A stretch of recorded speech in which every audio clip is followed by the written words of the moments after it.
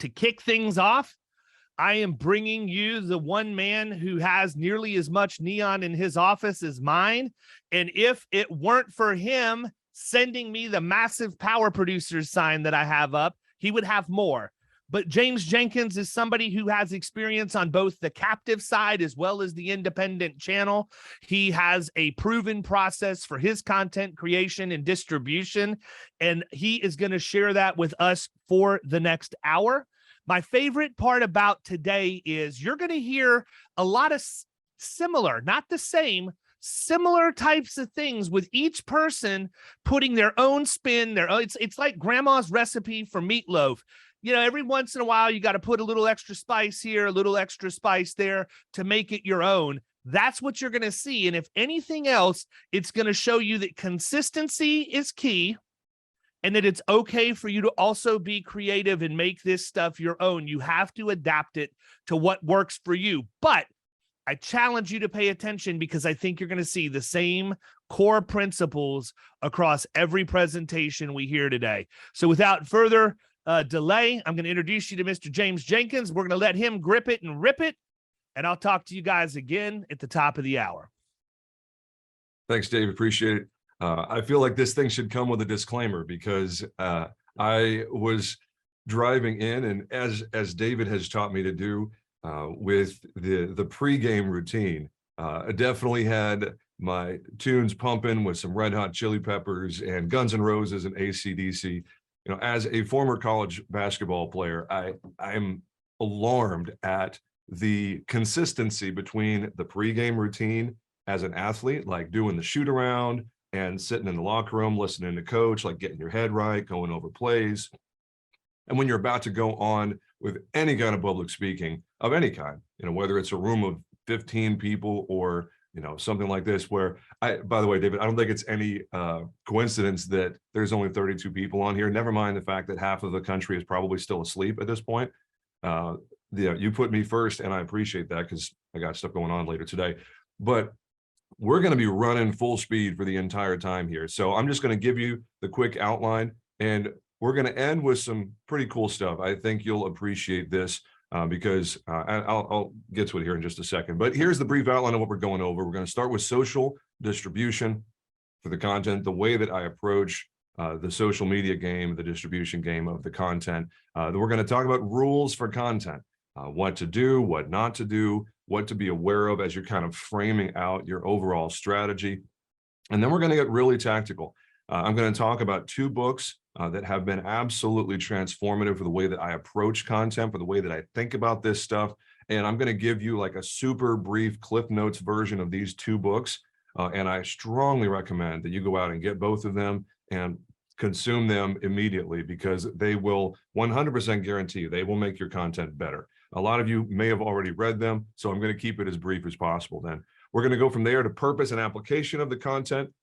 There's three distinctly different ways of, not ways, but audiences for this content. And you really need to approach it at a very different way, conceptually and execution-wise, depending on who the audience is. And then at the end, we're going to record 3 actual real videos that are going to go out on my YouTube and LinkedIn, one for each of those 3 sections that we talked about. So, ready? Sound good? Awesome. Let's jump in. So first is social distribution. And you're going to be tempted. You're going to be tempted to do everything. You got the TikTok and the Snapchat and the Insta and the LinkedIn and the whatever the next network is, whatever the next cool thing is that the people younger than 25 flock to, like gnats to a honey stick. But at the end of the day, you really have to be mindful of time and energy and ROI. For me personally, I think it's 3 platforms or less. If you can get away with it and it meets your needs, I say 2 platforms or less. For me, it is Facebook, LinkedIn, and YouTube. I literally could not care less about any other platform. I'm not on Snapchat. I'm not on TikTok. I'm not on Insta. Technically, I'm on Insta, but I never do anything on any of those other platforms. Remember this when you're talking about distribution and your strategy there. Deep is always better than wide. If you can go deep in a small number of areas, it is so much better than being everywhere. Because at the end of the day, that deep presence, that rapport That is going to drive the algorithm with the people that you're working with. That is going to drive familiarity with your content and what you're up to. And it's also going to protect your time, because at the end of the day, and this is something that may not be talked about that much today, at the end of the day, you are not a digital marketer. You are a sales professional. You are an agency principal, some or most of you. Let's not forget that your job is to go out and serve your clients, write good business, keep those clients happy. That's where you make your money. This digital marketing thing is great, but let's keep it in its box, because there's a certain point, where we're not going to get into Rev or lately.ai or outsourcing like local traffic marketing. Chris Langell this afternoon, I imagine he's probably going to talk about that quite a bit. But whether you're outsourcing a large portion of it or you're doing it yourself, we really need to make sure we're keeping it in the box. So I'm just going to go ahead and jump right into the rules for the content. I wanted to have that little caveat there at the beginning. Let's get all the way into these strategies. We need to be mindful of the amount of time that we're spending, and we're being really efficient and effective with the effort that we're putting out, because it's easy. It's a freaking Alice in Wonderland rabbit's hole, man. The second you start digging in, I mean, I don't know about you, but I've been researching, and next thing you know, holy crap, it's an hour and a half that I've spent doing nothing, really nothing. You have nothing to show for the time that you just spent. And when you start thinking about time value of money and how much it costs to bring in a staff marketing manager or something like that, somebody to help you with digital marketing on your team, or to outsource it to a great partner like Chris Langell and Local Traffic Marketing, you really got to be mindful of time value of money and how much you're actually putting into it yourself as the principal. So quickly, James, just because I know based on those comments alone, people are probably in the back of their mind saying, well, what James just said is exactly the opposite of what David does, because David is on every platform known to man. However, I need everybody to understand what James said is exactly where you need to be when you start down this road. The reason that we're able to do the things we're doing is because I do have a full-time person in my agency who does nothing but create, edit that content, distribute that content, and I also outsource a chunk of it. You can't, it's just like saying, hey, I think I want to play baseball. I'm going to go ahead and go try out for the Tampa Bay Rays today. It's not going to happen, right? No. You have to start somewhere and build your way up. And if you followed me for any length of time, I am very, very transparent with where I started. There are videos of me from almost 20 years ago when I started my risk management minute. They're absolutely horrible. And if anything, you're going to see how much gray hair I've gained over the last several years. But I'm telling you this because you don't need to try and go everywhere. James is 100% right. Go deep and don't go wide, and just stick with the plan. And then as time goes on, you're going to be able to add and piece things to it. I wasn't on TikTok until a month ago when I came up with the idea to do Carpool Closer with Grayson on his way to work. That's what put our TikTok into play, and we're starting to grow a little bit there. But we have 150 people following us. I'm not devoting a ton of time to nurturing my TikTok audience. It's just another place we can be with content we're already creating. So keep that in mind as we push forward, because what James is saying is not a conflict to what I do. It's actually exactly what I did. Yeah, it's what you did, not what you do. And you've graduated and your content is elite. It's ridiculous, the volume that you put out. Once I realized that Lately was assisting with distribution, was like, I know David is not sitting at his computer at 6:30 a.m.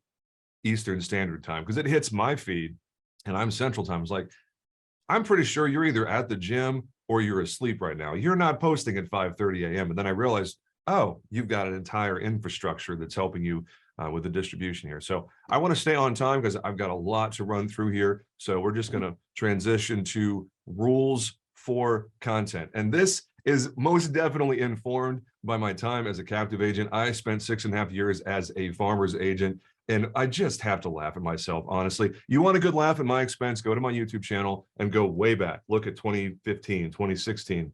You can see the stuff that I put out. I was doing video before it was cool.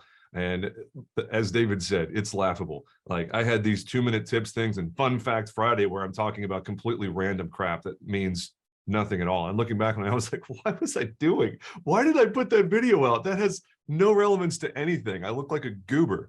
But here's the thing. Real and relevant is so much better than the absolute garbage most of these carriers put out. Because when I was a farmer's agent, they had this platform called Hearsay, and it would populate this generic trash. And if you follow as many agents as I do, and you're connected with as many people as I am, and lots of others are, you see literally exact same post, same picture, same copy, same link, same everything, because some big company thought that it was a good idea to post, 12 trips prior to traveling and how to prepare for your winter storm and all of this stuff that, honest to God, nobody gives half a crap about. It is the most useless waste of time content in the history of the world. So here's what you got to be doing. You've got to, first off, be aware of what your competition is doing. I am liked and followed so many other people in the industry because I like to be aware of what other people are doing. It's nothing more than market research. Am I doing it to steal good ideas from them? No, I'm doing it so that I'm aware of the messaging that my peers are putting out. There's people on this call right now that I'm like, oh, I recognize you from LinkedIn. I've never met you in person, but I see the name and I'm like, oh, I follow them on LinkedIn. They've got good content. And you have to be aware of what the competition is doing so you can massage your message and your content to find your own voice. Because if all you're doing is duplicating what someone else is doing, the algorithms are going to punish you on that. Next, you got to be real and relevant, authentic, real communication. It doesn't have to be polished with a softbox and a microphone on a boom stand and a $1,200 camera, and what you could go like $6,000 on a camera and lens without even trying. You don't have to have lights behind you. Literally a phone, and you're going to see it here in just a second, a phone and some kind of light source, even the little clip-on thing that gives you some kind of light source in your face, because there's nothing worse than a dark, shadowy person in a video where the lighting around you is not great. My man, Ryan Hanley, is going to come up right after me in this session. He's going to go deep on the technicals of lighting and audio and design and all of that. So I'm going to skip literally everything of a technical nature.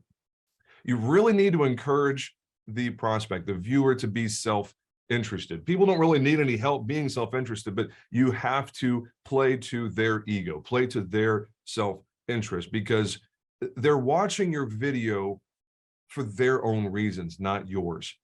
Nick Ayers, who's going to be speaking this afternoon, one of the things that he's quoted several times is this guy from the 50s or 60s. I forget what. He's like a Park Avenue, a madman kind of ad guy from way back in the day. And the quote is, people don't like to read ads. They like to read something that interests them. And sometimes that content is an ad. So if you are putting something out that your audience is interested in, you're helping them do something, solve a problem, overcome something that they're dealing with, then you're right on target. So I'm going to go ahead and go through two book reviews very, very, very quickly, too quickly, but I need to acknowledge these two because they've been absolutely formative in the way that I approach the entire content game. You're going to get a super Cliff Notes version of the whole thing right now. The first book is Building a Story Brand by Donald Miller. And there is a 7-part framework that he goes through in the book and does a marvelous job of it. I'm going to run through it very quickly for you right here and take a couple of the biggest things that I got out of it. Make the audience the hero. Define your audience's problem. Define it, frame it for them, help them put words to it and understand it better. Be a guide with a solution. Create a clear plan. Include a clear call to action. If there's no call to action in your content, I question the usefulness of it. There has to be some kind of action requested, even if it's just for them to take action in their own business, to think about something in their business. The call to action doesn't have to be click here to request a quote, or click here to learn more, or put your email address in the box below. It doesn't have to be salesy with the call to action. It could be, hey, think about your company's loss control and safety program. What are you doing to prevent accidents at your job site? It doesn't have to necessarily be a call to action that's engaging with you, because sometimes people are resistant to something that seems inherently salesy. So include a clear call to action. Discuss what happens if you fail to act. there is this interesting little dichotomy between someone being encouraged to seek out an advantage, to acquire something good for themselves versus avoiding something bad. Seeking something good, avoiding something bad. There is this evolutionary thing that happens in the brain of your audience when you are talking to them. You're either helping them avoid a threat, which elicits a visceral response from them.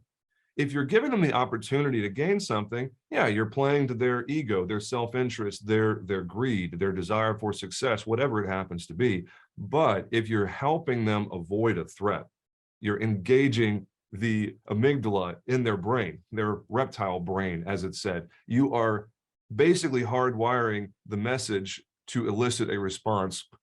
They may not even be aware of what's happening, but you're helping them avoid a threat. So discuss the failure of acting. If they don't act, what happens? And lastly, end your story with success.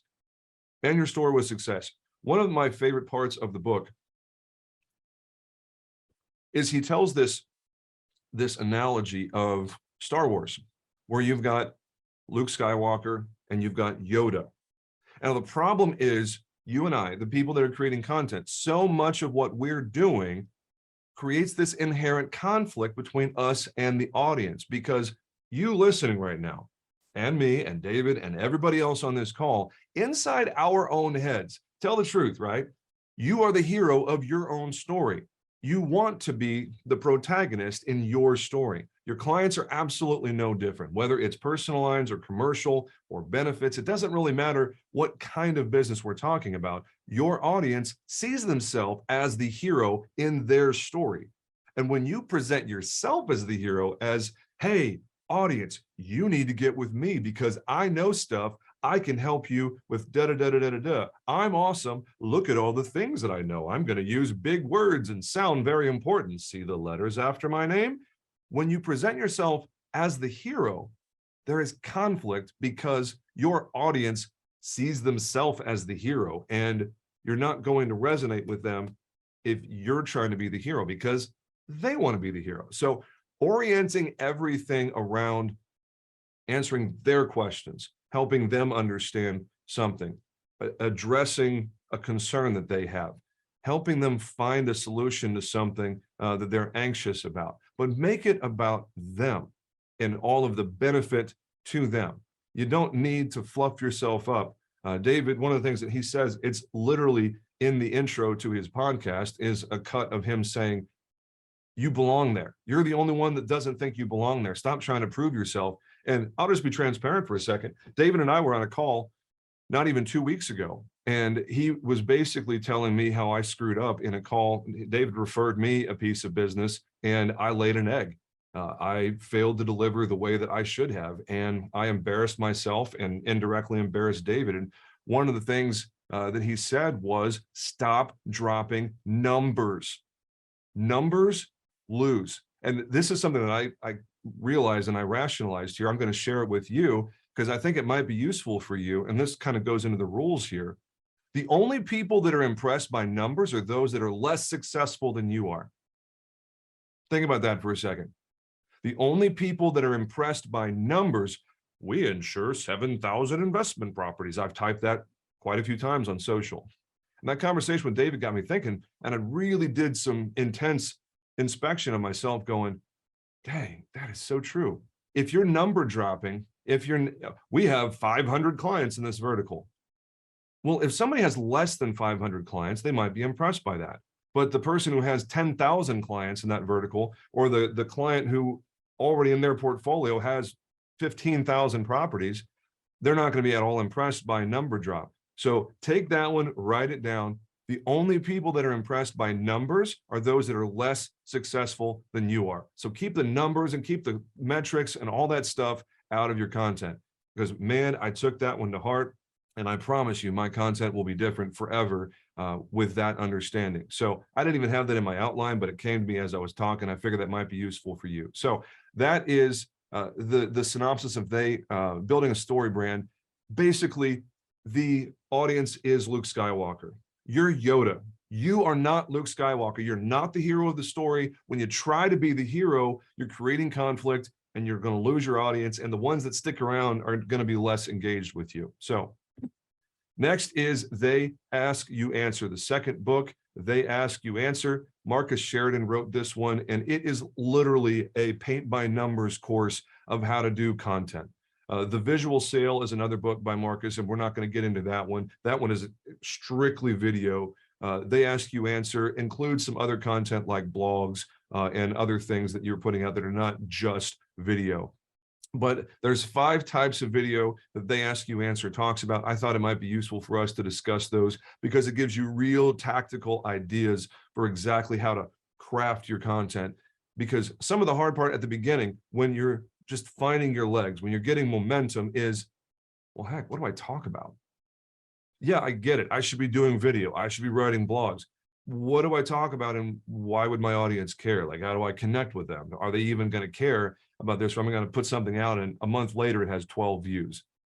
That's happened before. Honestly, I think we've all been there where you think something's great and you put it out and it just falls totally flat because you didn't connect with the audience.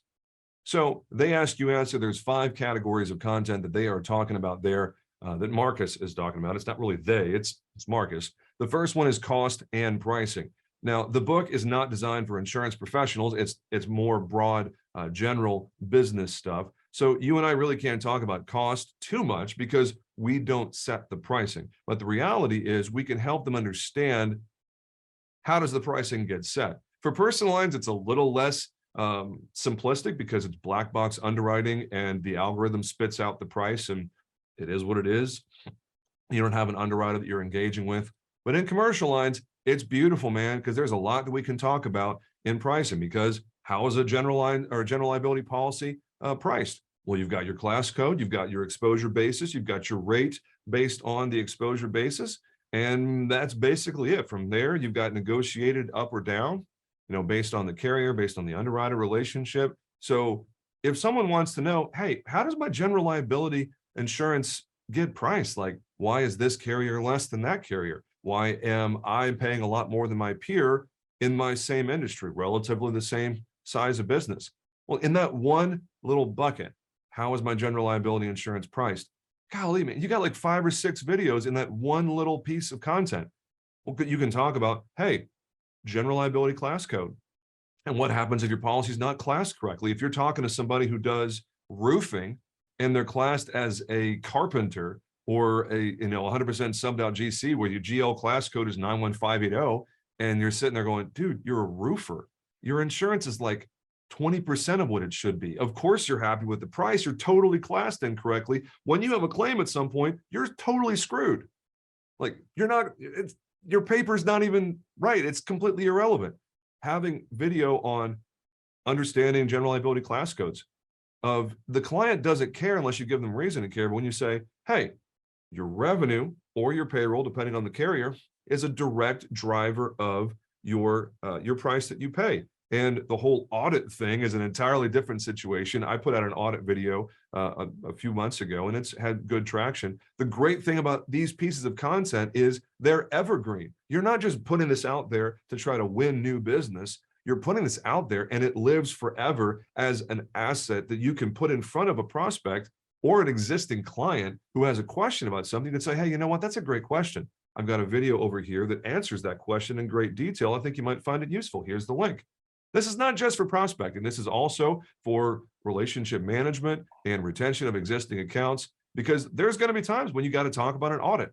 There's going to be times when, you're 3 or 4 months out from the policy term ending, and that's a great time to remind your client how the audit works.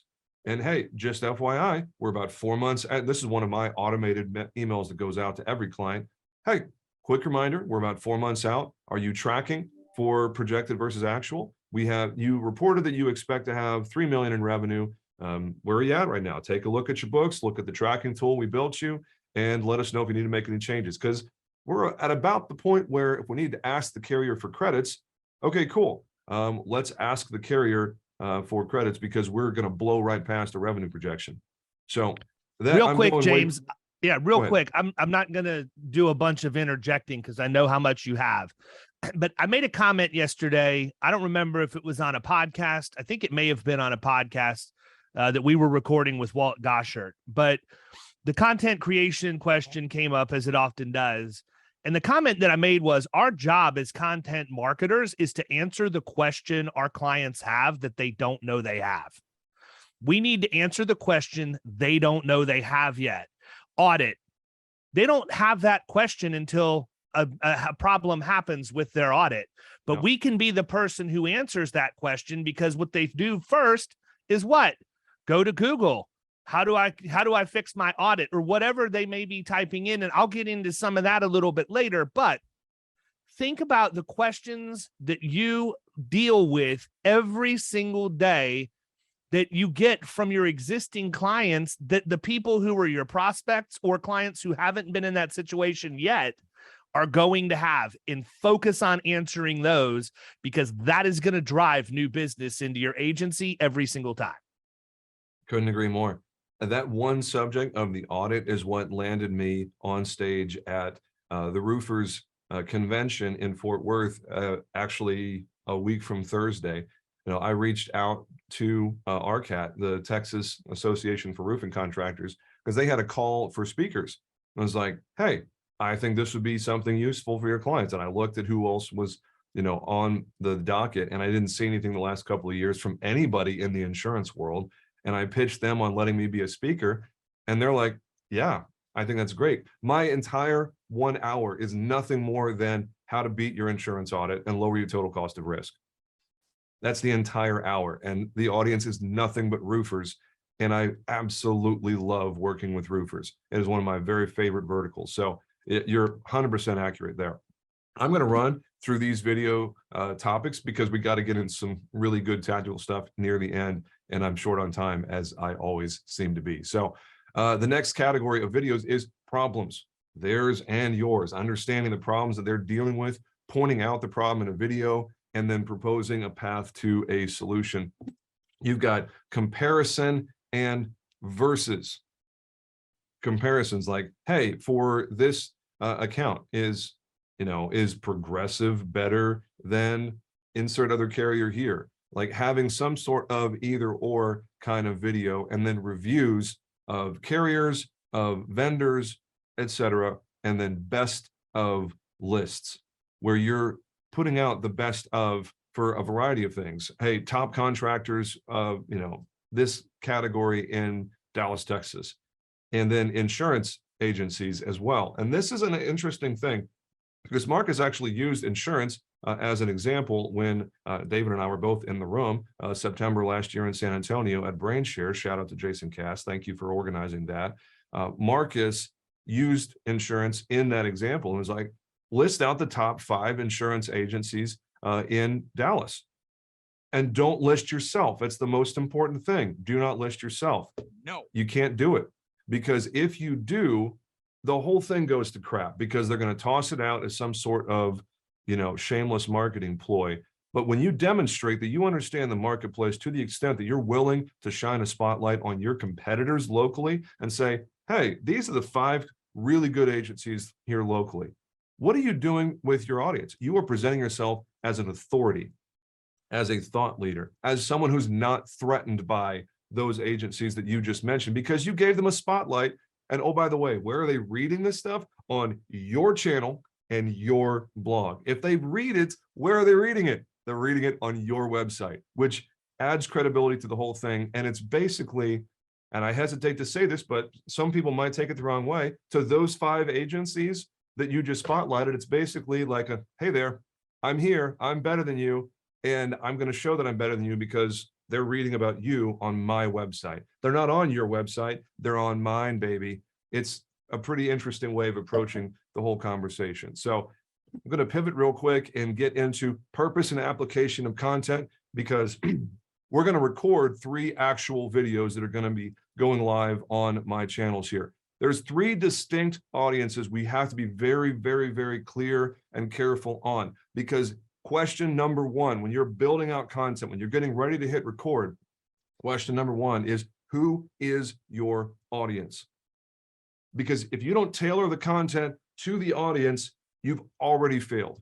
And I failed for a year and a half because I had content for my peers on Riskwell's YouTube channel, my retail agency, public facing, lots of prospects on my Riskwell channel, lots of other agents on there as well, because I did a really bad job of segmenting my content. Some of you may be aware, we started a program called Agency Freedom. It was a natural outcropping of the podcast.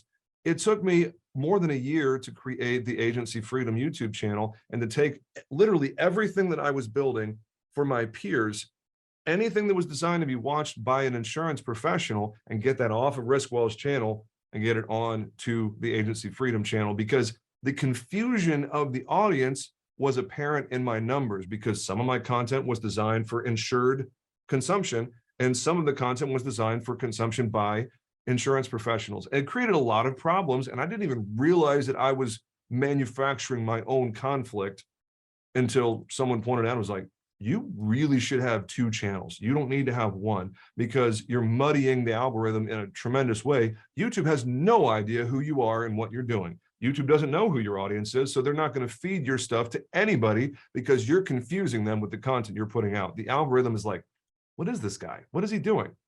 So anyways, the audience is three different pieces. The first one is an insured. Is it a prospect? Is it a client? Whatever. It's an insured. We have an audience that is people that might want to or are currently doing business with us. The second is a channel partner of some kind. This might be a CPA, an attorney, B2B sales company. There are any number of channel partners. On the personal line side, of course, the most common ones are realtors and loan officers, but those are so tired. We really don't spend much time thinking about that. And at this point in the life cycle, I don't know if you're paying close attention to the real estate market. You probably are. Realtors and loan officers are having a really, really hard year. You're not getting nearly the referrals from realtors and loan officers that you would in a normal year, because they're all taking a beating. Rate is crazy. Prices are out of control. Realtors and loan officers aren't nearly as good as they used to be for this segment of the market cycle. So those are your two start off, the insured and a channel partner. And the third is branding awareness, and then brand positioning. Who are you? Why would someone do business with you? Why on earth should they care about anything that you have to say? What does it matter? So those three pieces, those three components are where we're coming from. And once you nail down, who is this video for? Is it for an insured? Is it for a channel partner? Or am I putting this video out there to explain some of who we are as a company and the way that we think, the way that we operate, what the marketplace can expect from Riskwell, brand awareness, and positioning? Those are really your three categories. David, anything you want to add here before we jump in? Because I'm about to get over here and do some real live recording. So this is a great place for you to add some commentary if you want to. No, I mean, I think that, one of the things you need to be focusing on is you're creating this content, and James said it, but I'm going to give you a little bit of glue to cement that message together.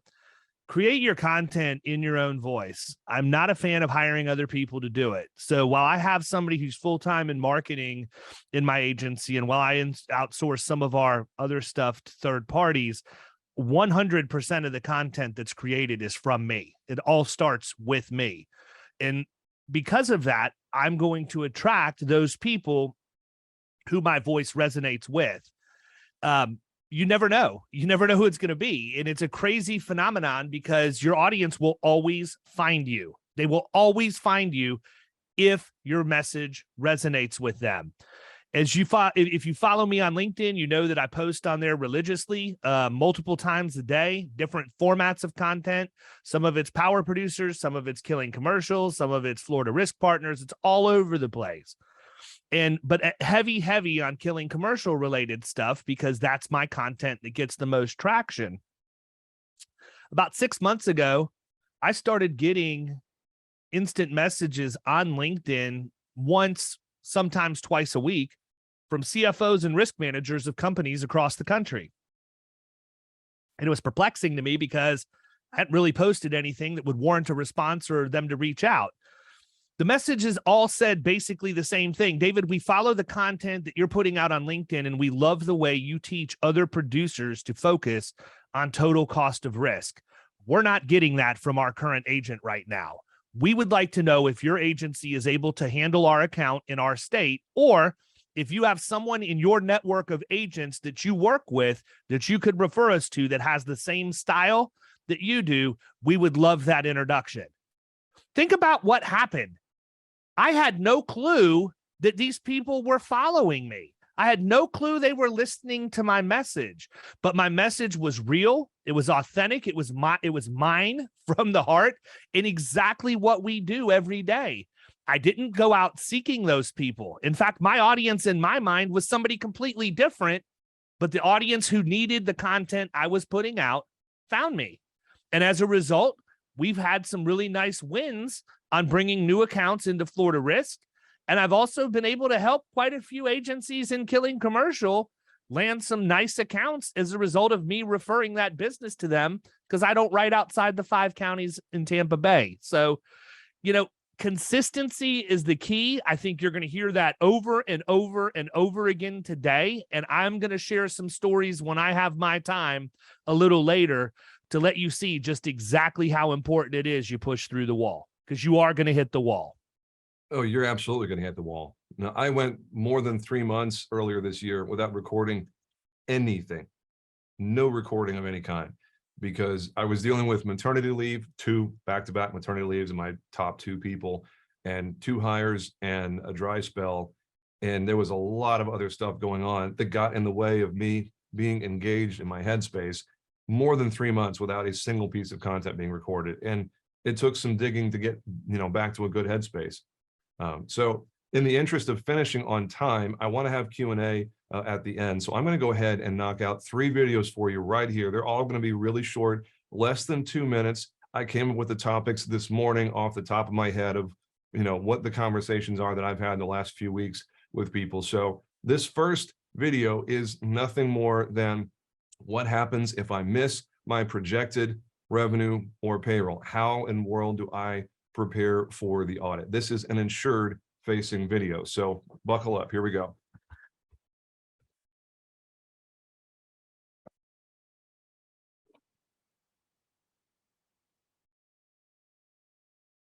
Hey folks, James again with a RiskWell Answers video. And our client in this video asked the question, what happens if I miss my projection? What happens if I just blow it up, where my projected and my actual sales are really different?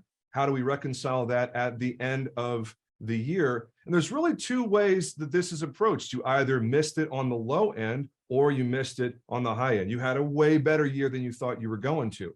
First things first, on the low end, let's say we have a COVID type situation, or there's some sort of thing that happens in your business where you don't reach the number you thought you were going to reach. Part of what we do here at RiskWell, and really what any good insurance representation is going to do, is build in some cushion with the underwriter. It's credit at the time of audit or minimum earned premium at audit. Those are some of the terms you're going to see on the piece of paper.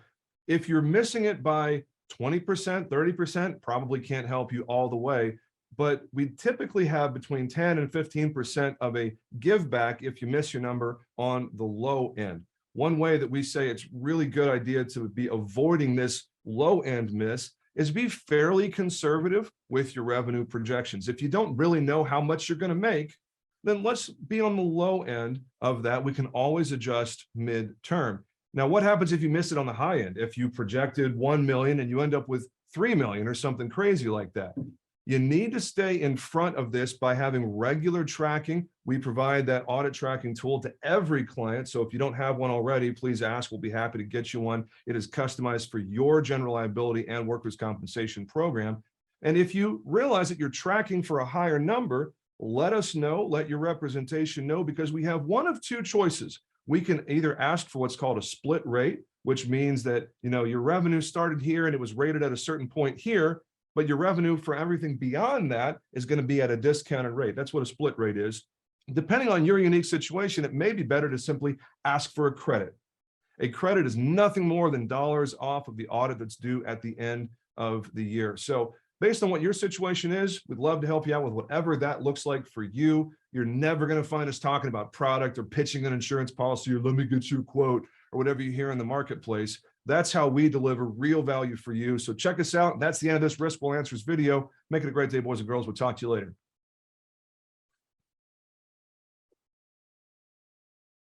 And so when you do that, when you approach it from that perspective, did we say anything about, let me get you a quote. Did we say anything about product or coverage? It was entirely about, hey, here's a real problem that a lot of people in your industry and your kind of business face. And here's what we're going to do to educate you about it and then leave you wanting more. Like, we didn't really talk at all about the nuances, the specifics, but anybody who watches that who goes, oh, wow, yeah, I had a really bad audit last year. I sure don't want to do that again. Yeah, I'm going to talk to Riskwell. My agent's not telling me about this. My agent didn't say a word about the audit.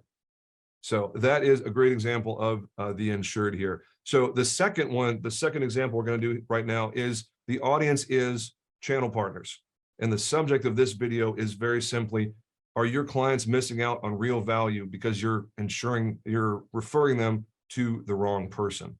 So this video we're going to do right now is designed for channel partners.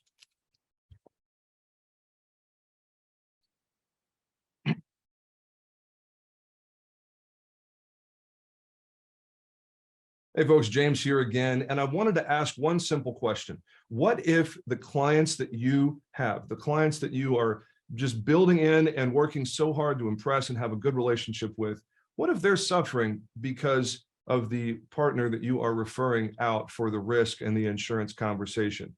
I think we can all agree at this point in 2022 and beyond, the placement of an insurance product is not a qualifier for earning a referral. At this point, if all someone is doing is placing an insurance program, they really don't deserve your business.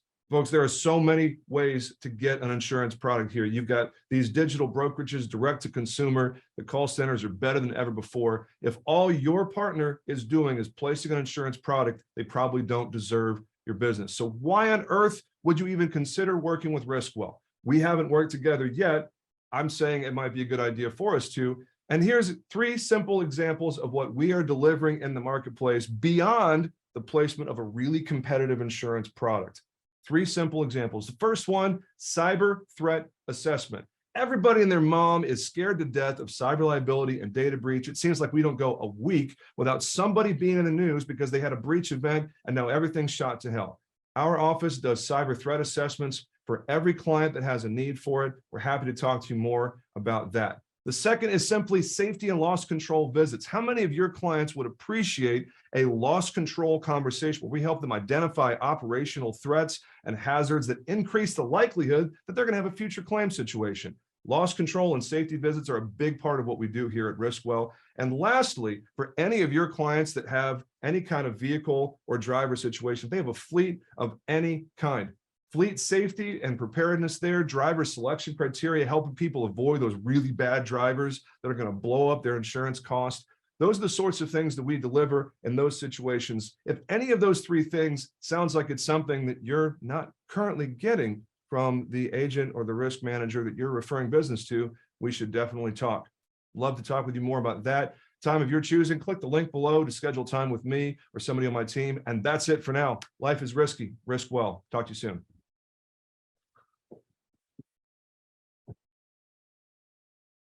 So everything that we do, everything that is channel partner focused, we want to be gently poking fun at their current representation, whoever they're working with right now. We want them to think, wow, I'm leaving value on the table. My current agent may not necessarily be doing anything wrong, but that doesn't mean that there's not an opportunity to get a lot more value with somebody else. You know, the old adage, you got to get the other guy fired to get yourself even an opportunity to get hired. The dangerous part with a channel partner is they picked the other person, whoever it is, they picked them. So if we are coming out swinging and degrading or invalidating our competition, our counterpart, what we're doing in essence is saying that the channel partner is stupid and doesn't know how to pick the right person. I don't know about you, but that's not the right way to start a conversation, in my opinion. So that is a good example of channel partner video. This last one is just brand awareness. And I'm starting this, I'm titling this, The Most Important Industry in the World. That's the title of this video. And here we go. This is nothing more than brand awareness and positioning.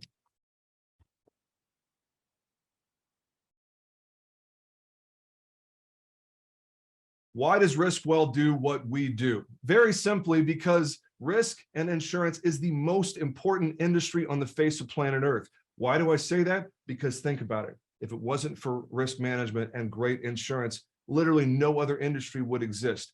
Pick an industry. Automotive manufacturers. Do you think anybody's ever going to make a car if they don't have product liability and protection for when that car breaks and the Tesla doesn't realize what's going on in front of it and the Tesla just mows somebody over and kills them, puts them in the hospital? You think they're ever going to make a car if they don't have insurance to protect themselves from financial ruin the moment their product doesn't work? What about a home builder? What about real estate? Is anybody going to buy a home if the moment a hailstorm comes through, it's shot to hell? Or you have a fire that destroys a house and someone is left with nothing because they don't have insurance to protect them?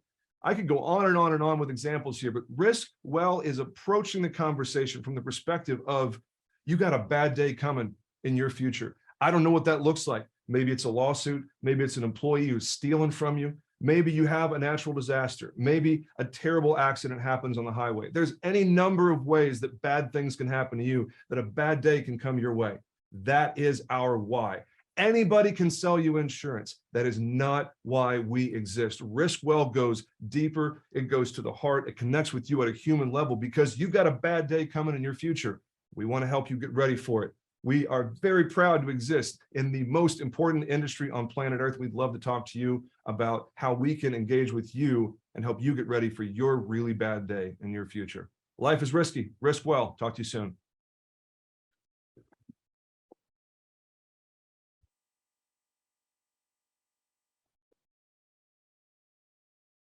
And that's all I got. How long did that take? 10 minutes for all three. At the most, right? So the number one excuse, and it's one of the things that I started, and I'm not going to sit here and reference my book.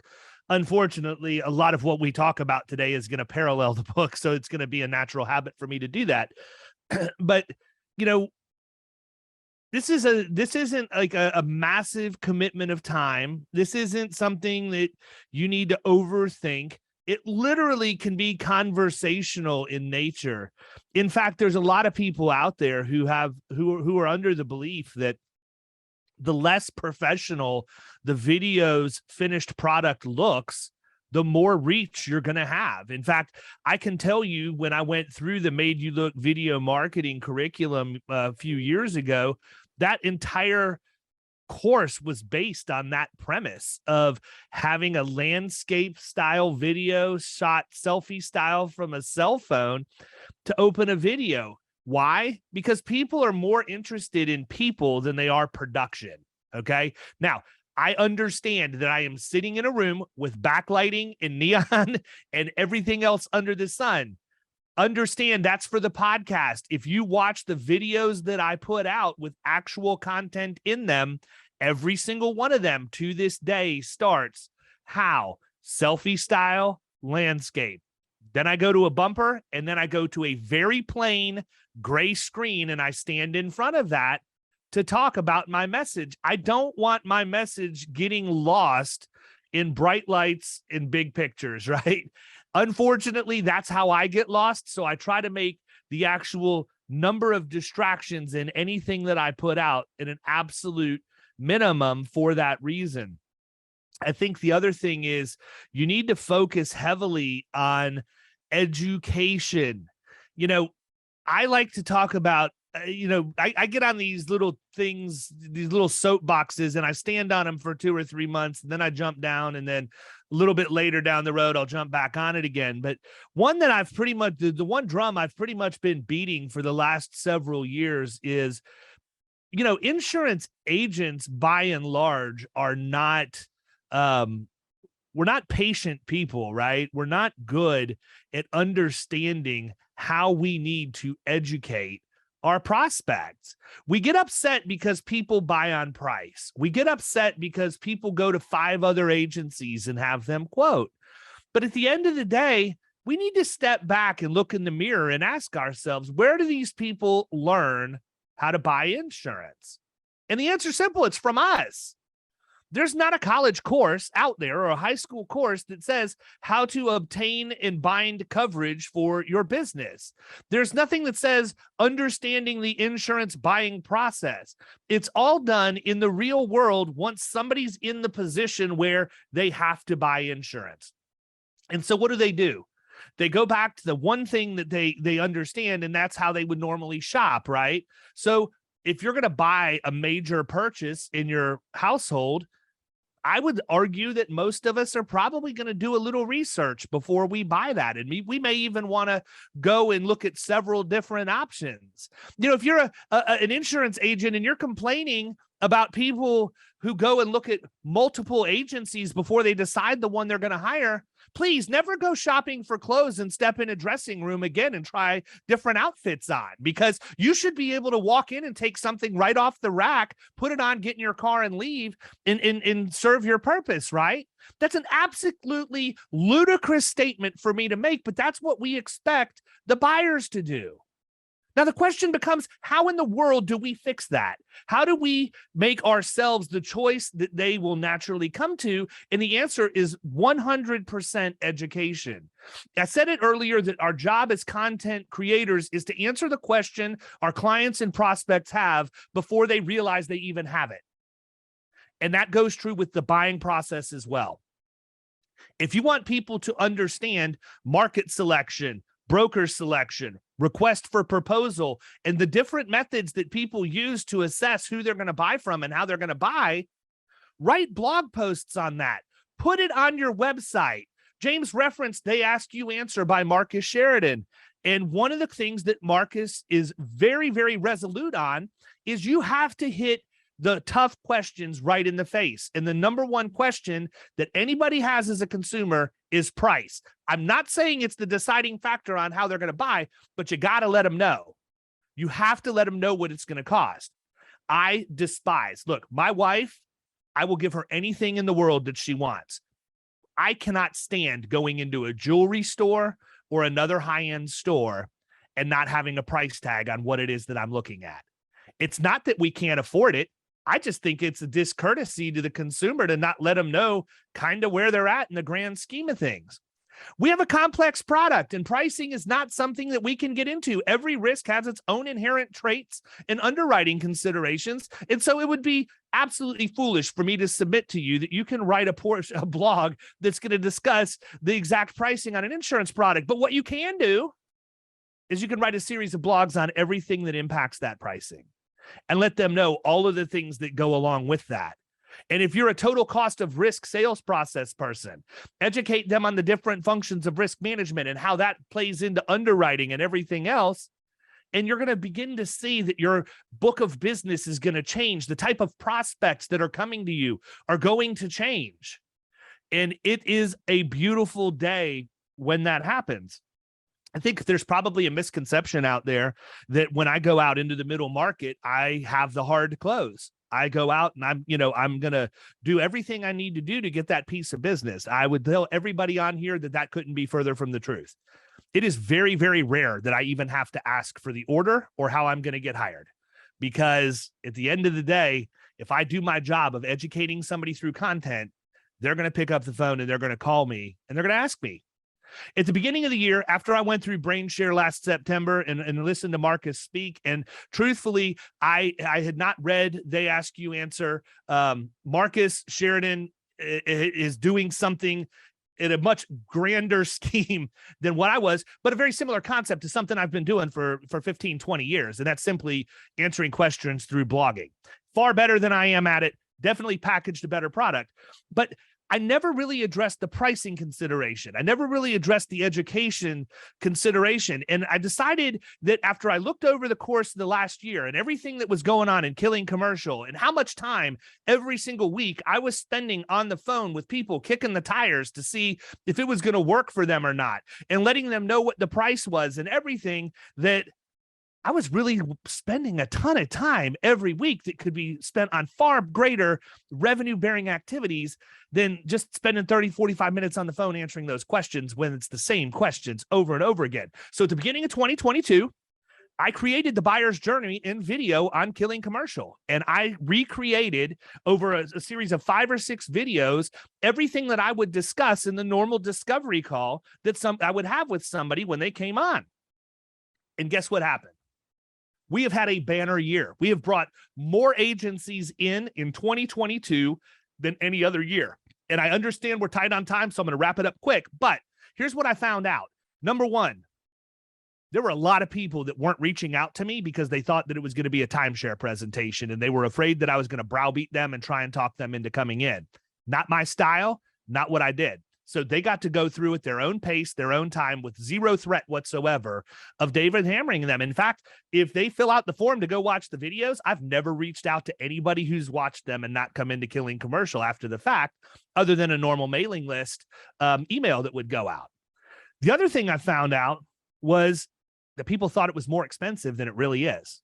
And as a result of that, they never reached out to me to begin with. So when I hit the pricing head on, and at the very end, after they saw, you're going to get this and this and this and this, and here's this great community, and you can have one-on-one coaching and all this other stuff, they think it's going to be some exorbitant amount of money. And when I drop the enrollment fee on them, it's insane. The result is 100% the same across the board.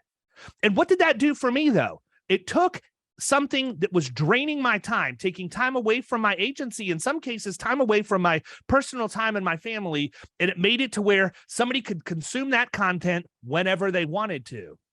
Now, when I have those calls, now when someone books time with me, and the caveat there is, you can't book time with me unless you've watched all of the videos, because my first question and the email that I send out the day before the phone call is, have you watched the videos? Because if you haven't, I'm not going to talk to you. Otherwise, I'm going to have the same 30-minute conversation that I would have had through the video. So now when people call me, I've even had people just email me, say, look, saw everything, been following you for a while, send me the invoice, I'm ready to go in. That sounds crazy because it's not as expensive as what people thought, but it's also not a small ticket item. I would never send somebody an email, say, hey, I'm ready to go, man, shoot me the invoice, let's rock and roll. But people do that. Why? Because they're educated. They understand what they're getting into, and they see value in that. We have the ability to do that. It doesn't matter what product someone's selling, what industry they're in. You can take the concept and make it your own. Throw a little spice in grandma's meatloaf recipe, tailor it to your industry, and I promise you, if you educate first and your content comes from a heart of an educator and not a salesperson, you will write more business than you ever thought you would write.